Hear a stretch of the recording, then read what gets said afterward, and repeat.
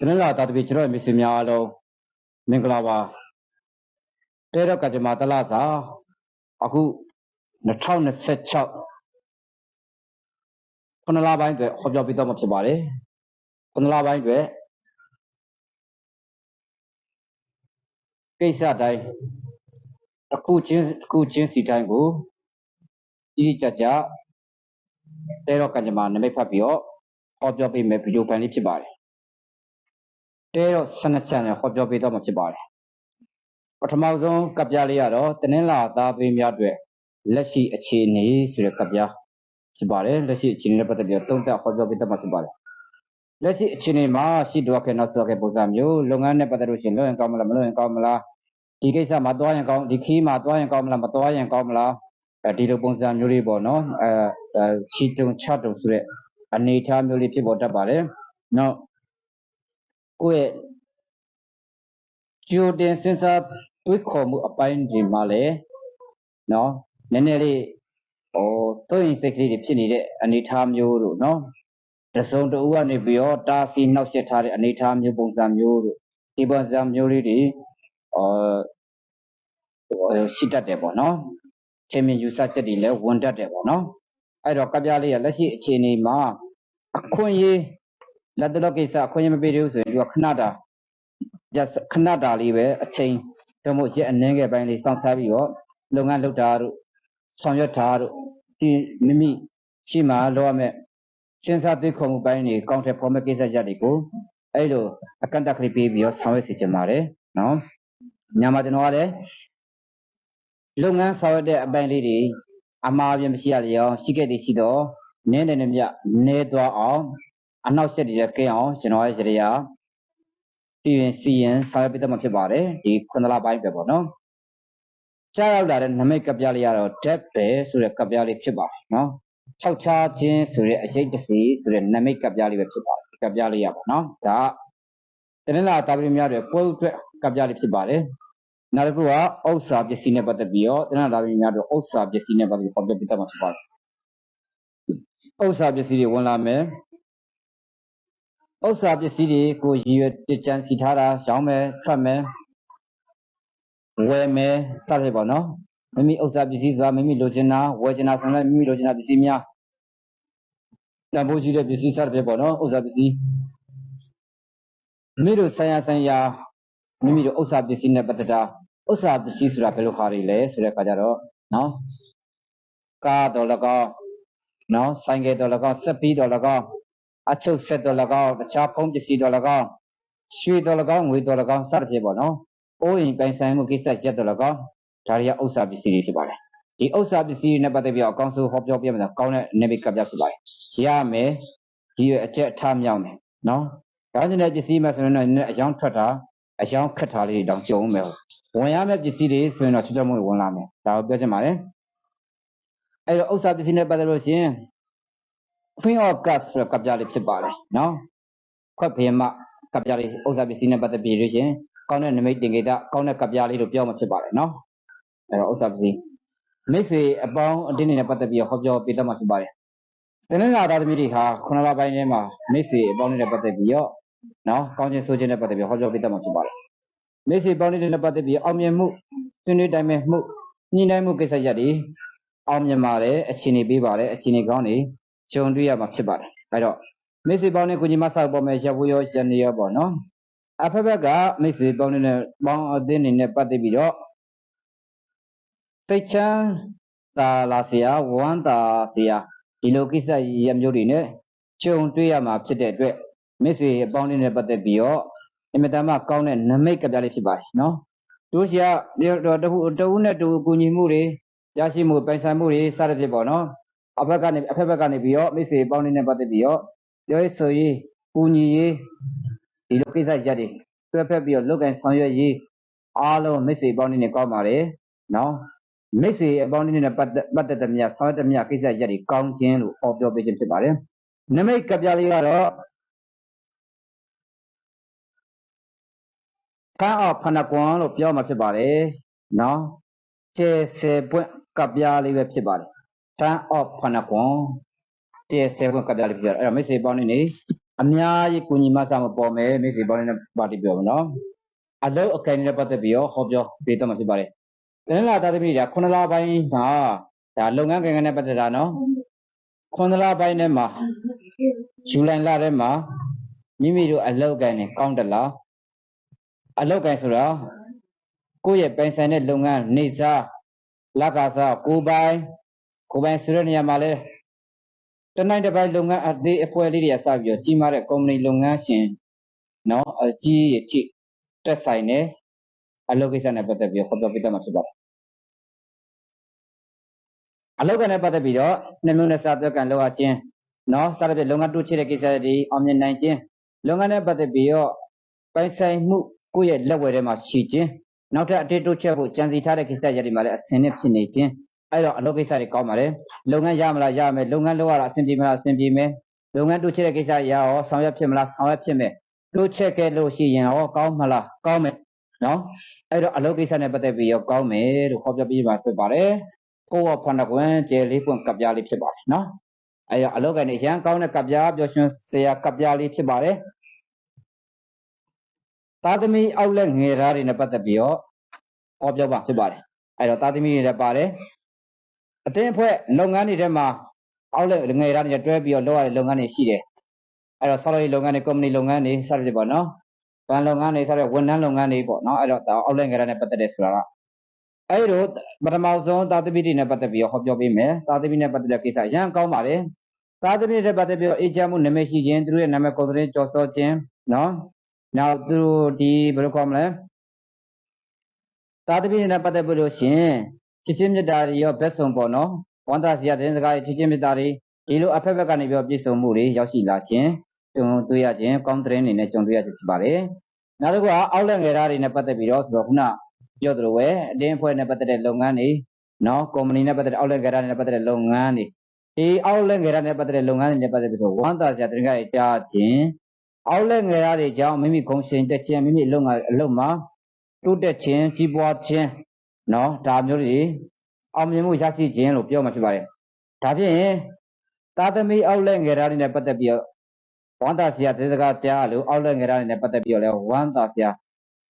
သတင်းစကားကြီးကြားရနိုင်တာပေါ့နော်သားသမီးအောက်လက်ငယ်သားနဲ့ပတ်သက်ပြီးတော့အကောင်းဆုံးပြောရမယ်ဆိုရင်ကောင်းနေတဲ့ကပ်ပြားဖြစ်တဲ့အတွက်အမှန်တမ်းအေးချမ်းတဲ့နမိတ်နော်အေးချမ်းတဲ့ကောင်းတဲ့နမိတ်ကပ်ပြားလေးဖြစ်ပါတယ်အဲ့ဒါက Ace of Cup ဖြစ်ပါတယ်အဲ့တော့ခွက်ဖလားနှလုံးလို့ပြောမှာဖြစ်ပါတယ်နော်ခွက်ဖလားတစ်လုံးအေးချမ်းခြင်းတည်ငြိမ်ခြင်းကိုလိုချင်တဲ့လူရာဆောင်ရွက်မှုကိစ္စရပ်တွေကိုရရှိစေခြင်းအထက်ဘက်ကပံ့ပိုးကိုညွှန်မှုရရှိခြင်းနော်တာသမီအောက်လက်ကရတဲ့ပတ်သက်လို့ရှိရင်ငွေကြီးကိစ္စတွေဆင်ပြေမယ်လို့တော့ဟောလို့ရနိုင်တယ်ကပ်ပြလေးပဲဖြစ်ပါတယ်နောက်တနင်္လာတာသမီတွေနဲ့ပတ်သက်ပြီးတော့အထက်ကအနောက်ရှက်တွေဥမာ2026ခုနှစ်ဇူလိုင်လမှာနော်ဘယ်လိုအခြေအနေမျိုးတွေကြုံတွေ့နိုင်လဲနော်အတိုက်ခံနေရှိသလားဒါတွေဟောပြောပြမှဖြစ်ပါလားအတိုက်ကနောက်ဆက်ကလေးတွေကြုံရနိုင်ပါတယ်နော်အတိုက်ကနောက်ဆက်ကလေးဖြစ်ပေါ်ရရှိတယ်အန္တရာယ်ပေးတဲ့အနေအထားမျိုးတွေကြုံရနိုင်တယ်သူအပြင်တော့မိတို့လျှက်စစ်တို့ဆိုလို့ရှင်လဲဒိတာဖွယ်ရဖြစ်တယ်နော်နောက်တစ်ခုကအမြင့်ဘောအမြင့်အနေနဲ့ပတ်သက်ပြီးလုံးဝစားတဲ့ခါမှာအမြင့်ဘောကနေပြီးတော့ချော်ကြတာအန္တရာယ်ပြုတာဒါမျိုးကြုံရတတ်တယ်နော်နောက်တစ်ခုကတစ်ပင်ကျိုးကြတာတစ်ခိုင်းကျိုးကြတာ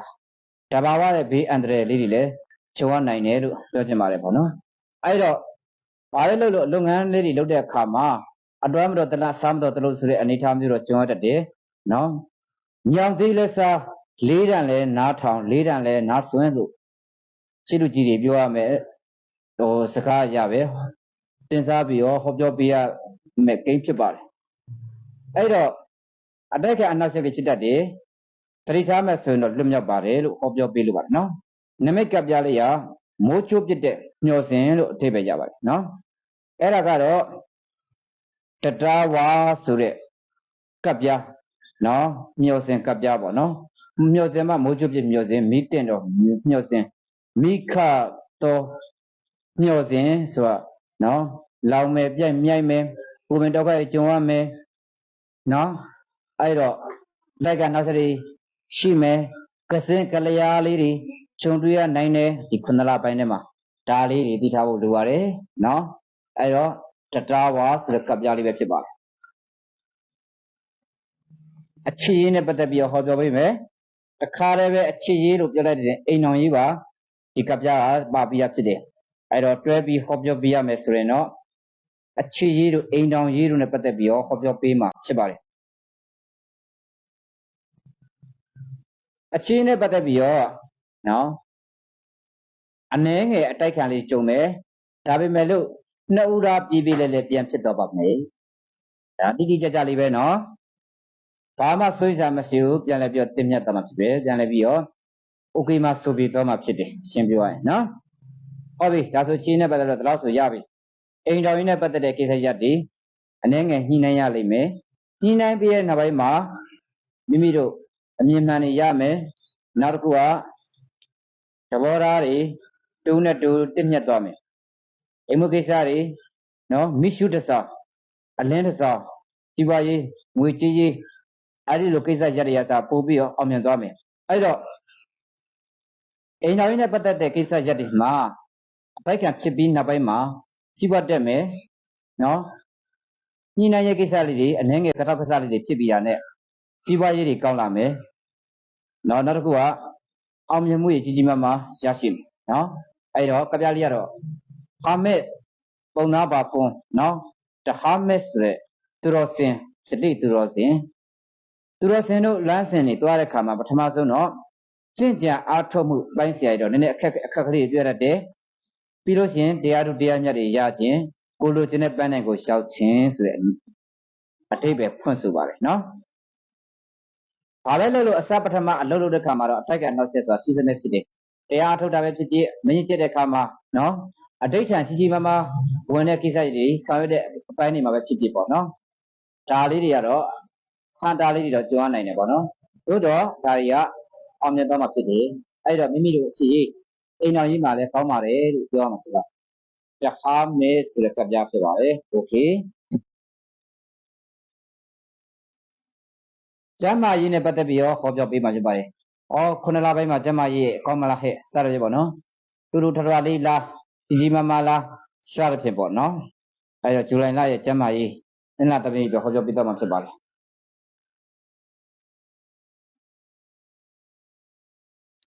ကျမ်းမာရေးကောင်းမှပါတယ်နော်ခွဲစိတ်ကုသမှုပိုင်းနေလေခွဲရမလို့ကြုံရမလို့ဆိုတဲ့လက္ခဏာတွေနေပြီးတော့မခွဲရပဲအတူလိုပျောက်ကင်းသွားတာမျိုးတွေတောက်စီစားစီနဲ့ပြီးသွားတာမျိုးတွေဖြစ်လာနိုင်တယ်ဒါမှတော့ကျမကြီးကပြမယ်ဟုတ်လားဆရာဝန်ပြမယ်အဖျားဆောင်ရမယ်ဓမ္မရရမယ်စသဖြင့်ပေါ့နော်အဲ့တော့ခွဲရမှလို့ဆိုရယ်ဆုံးစိတ်ဒီနေရာမှာခွဲစိတ်ကုသမှုတင်လာတာမျိုးချင်းစုကြတဲ့အချင်းချက်ရှိနေတာမှပဲမခွဲမစိတ်ရပဲနဲ့ပျောက်ကင်းသွားတာမျိုးတွေကြုံရနိုင်ပါတယ်အဲ့လောက်ထအောင်ကောင်းမဲ့အနေအထားမျိုးလေးဖြစ်ပေါ်လာနိုင်ပါတယ်အဲ့တော့ကျမ်းပိုင်နဲ့ပတ်သက်ပြီးတော့တောင်းတတိတိဖွယ်ဖွယ်ကိစ္စရည်တော့ဘာမှပြောပလောက်တဲ့ကိစ္စမဟုတ်ဘူးပေါ့နော်အင်မတန်ကြီးမားတဲ့ခွဲစိတ်ကုသမှုပိုင်းဆိုင်ရာတွေကြုံခဲ့မယ်ဆိုရင်တော့မခွဲမစိတ်ရပဲနဲ့လွတ်မြောက်သွားနိုင်ပါတယ်လို့ကျွန်တော်အနေနဲ့ဟောပြောပေးလိုပါတယ်နမိတ်ကပြလေးကတော့အိတ်အော့ဆွတ်ဆိုတဲ့ကပြလေးဖြစ်ပါတယ်ဓာတ်တက်လက်ဓာတ်တစ်ချောင်းတစ်စီတစ်ချောင်းလို့ပြောအောင်ဖြစ်ပါတယ်နော်ခွဲစိတ်ကုသမှုမယူရပဲနဲ့တရဘူးဆောင်းတဲ့နမိတ်ကလေးဓာတ်ပေါ်မှာတရဘူးဆောင်းတဲ့နမိတ်ကလေးမခွဲမစိတ်ရပဲနဲ့အောင်မြင်သွားမှာလေးပဲလို့ပြောချင်ပါတယ်နော်ကံချင်မာနဲ့ပတ်သက်ပြီးဟောပြောပေးလိုပါတယ်တလင်းလာသားသမီးများအတွက်2026ခုနှစ်ဇူလိုင်လရဲ့ကံချင်မာတွေကပံ့ပိုးမှုတွေဘယ်လောက်အားကောင်းလာနိုင်လဲနော်အခါတလေမှာကိုကပေမမမလုတ်ကြရပဲနဲ့တူနီးတူဟန်နဲ့တူတဲ့သွားတာမျိုးတွေဖြစ်လာနိုင်သလားဒုတိမှုအင်မတန်မှကျူးစားဖွယ်ရည်များရှောက်လာနိုင်မလားမောပတ်မှုတွေနဲ့ရင်ဆိုင်ကြုံတွေ့ရနိုင်သလားဆိုတာကိုဟောပြောပေးမှာဖြစ်ပါတယ်အရန်ကောင်းတဲ့နမိတ်ကပြလေးဖြစ်ပါတယ်နော်ကံကြမ္မာကတဲ့မိမိကိုမျက်နှာအပြည့်အဝပေးပါလိမ့်မယ်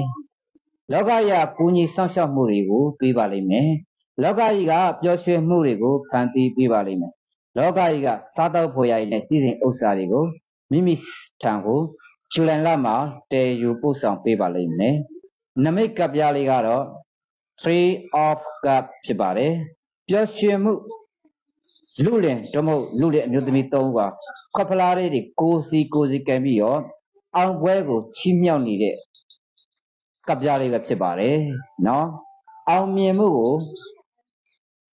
လှမ်းပြီးတော့ကံနေတဲ့ကပ်ပြားအထက်ကိုမြှောက်နေတဲ့ကပ်ပြားလေးဖြစ်ပါတယ်ဒီကပ်ပြားလေးအပြင်ဆောင်းထားမယ်ဆိုလို့ချင်းဆောင်းလို့ရပါတယ်တနင်္လာသားသမီးဟာစပြီးတော့9လပိုင်းရောက်ပြီဆိုပြီးဒီကပ်ပြားလေးတွေရှေ့မှာအခက်ခဲလေးတွေအကြံစီလေးတွေအညံ့ခက်ကလေးတွေတိုလောဖြစ်เสียလေးတွေကျွန်းတွေ့ရတတ်တယ်လို့ဟောပေးထားပါတယ်ဒီလို9လပိုင်းထဲမှာပဲအောင်မြင်မှုတွေလိုက်လာမှာဖြစ်တဲ့အတွက်ဒီအောင်မြင်မှုရဲ့တဲတော့နမိတ်ကိုကိုကဒီအဟောကိုသိရှိထားပြီးပြီဆိုရင်ဒီလိုကပ်ပြားလေးကိုကြိုတင်ပြီးတော့စောင့်ထားမယ်ဆိုလို့ရင်ခုနအခက်ခဲတွေမရှိတော့ဘူးတိုလောဖြစ်เสียမရှိတော့ဘူးခွက်ပလား3လုံးကပ်ပြားလေးကနော်ရက်စုံတို့ဖြစ်မယ်အောင်မြင်မယ်နော်ကံကြမ္မာကမြတ်တာပေးမယ်ရပြီနော်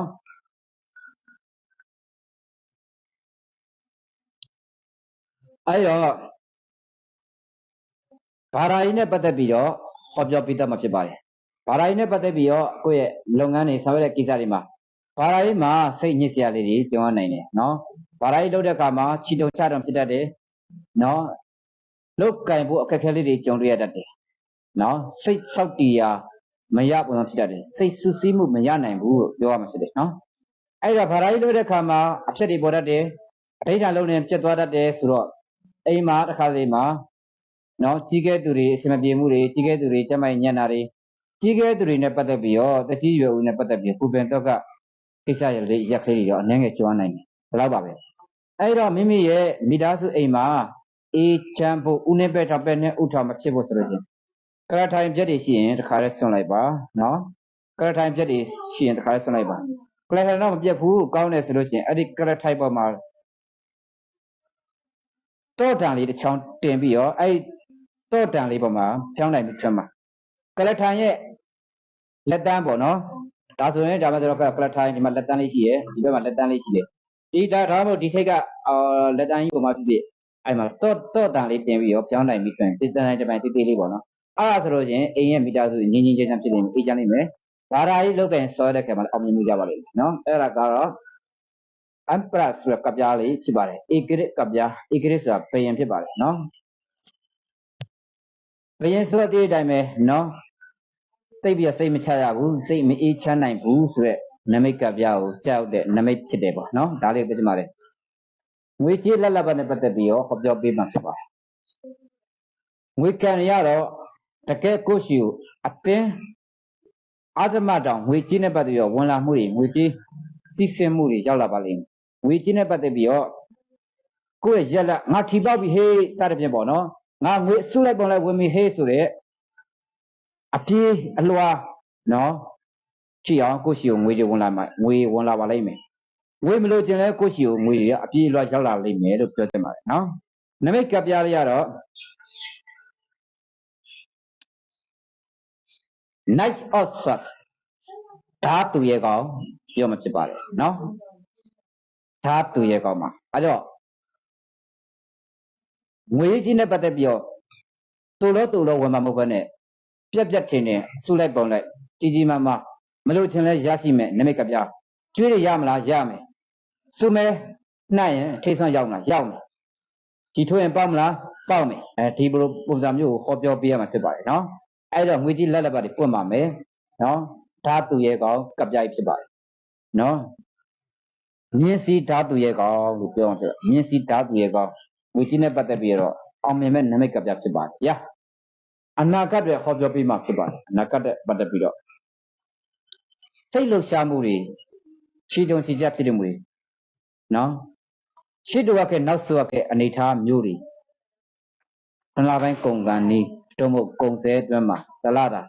အပိတ်မှာတော့နော်ရှစ်လပိုင်းအတွက်ဘယ်လိုကိစ္စရက်တွေကျုံလာနိုင်မလဲဆိုတဲ့ဥပမှုတွေကြောက်လာနိုင်တယ်အစတဲတော့ပထမတနင်္လာသားသမီးများအတွက်ဘုဒ္ဓကပ်ပြားလေးကတော့ပထမဆုံးကျွန်တော်ဟောခဲ့တယ်လေ ဓမ္မပိုင်းမှာခြေတုံချတုံဖြစ်တတ်တယ်လုံးကောင်းမလားဟဲ့မလုံးကောင်းမလားဟဲ့နော်ဆုံးစိတ်တွေများတယ်ပြောလားဟုတ်ပြီအခုအပိတ်မှာလဲအဲ့လိုအနေထားမျိုးရှိတော့ကနောက်စားကစိတ်ထဲမှာမဝင်မရဲအဲ့ဒါကကိုယ့်အကူစဉ်းစားပြီးတော့ကြံစီတာဖြစ်တယ်တဲတော့နမိတ်ကမှာမစဉ်းစားပါနဲ့ရှေ့ကိုရဲရဲတင်းတိုးပါနမိတ်လုပ်ငန်းနဲ့ပတ်သက်ပြီးတော့ဆုံးဖြတ်ချက်ခိုင်မာနဲ့ရှေ့ကိုရှောက်လမ်းပါကိုလျှောက်နေတဲ့လမ်းတိုင်းသွားပါမကွေးပါနဲ့မကောက်ပါနဲ့အဆင်ပြေပါလိမ့်မယ်ဓာတ်ဖူးဆိုတဲ့ကပ်ပြားလေးဖြစ်ပါတယ်ဓာတ်ဖူးဆိုတဲ့ကပ်ပြားအဲ့တော့ဓာတ်ဖူးဆိုတဲ့ကပ်ပြားအနဲ့တိတ်ပဲမြန်မာပြန်ရကအယူဆိုတဲ့တင်္ကေတလေးပေါ့နော်အယူတွေဟာအထုပ်ကြီးထမ်းပြီးတော့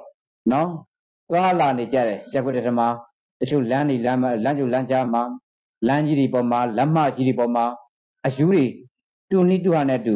တချို့ကြတဲ့ဒုက္ခလေးတွေထမ်းပြီးသွားတာအထုပ်ကလေးတွေထမ်းပြီးသွားရတာလားမြင်ဘူးကြမှာပေါ့နော်ကျွန်တော်လမ်းရှိတော့ကျွန်တော်မြင်ဘူးနေတာပဲနော်ကျွန်တော်တို့သွားနေမှာမြင်တွေ့နေတာပဲနော်